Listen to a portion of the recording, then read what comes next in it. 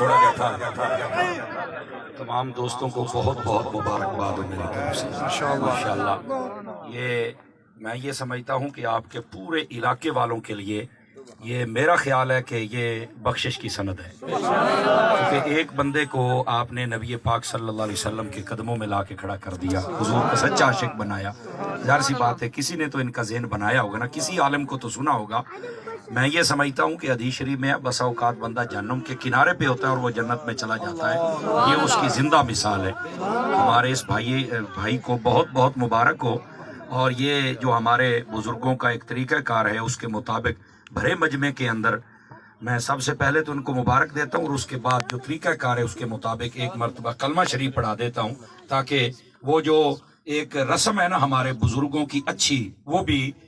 پایہ تکمیل تک پہنچے، اور اس کی برکات آپ بھی دیکھیں، اور بھی جتنے، اگر کوئی قادیانی اور بھی ہے اور کہیں بھی ہے، میں آپ کو قسم اٹھا کے کہتا ہوں تم جھوٹ کے راستے پر ہو، میرے آقا کے قدموں میں آ جاؤ تم کامیاب ہو جاؤ گے، خدا کی قسم۔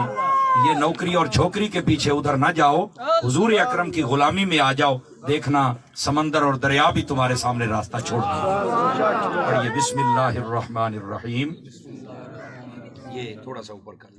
بسم اللہ الرحمن الرحیم۔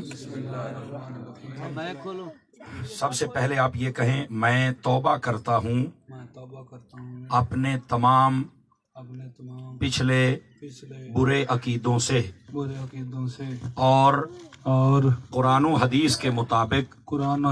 مطابق جتنے دلائل اور عقائد ہیں ان سب کو بخوشی دل قبول کرتا ہوں۔ میں اللہ تعالیٰ کی وحدانیت کا اقرار کرتا ہوں اور اپنے پیارے آقا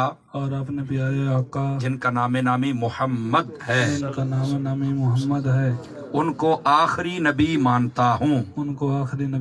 ہوں، اور اس کے ساتھ ساتھ ارادہ کرتا ہوں کہ آئندہ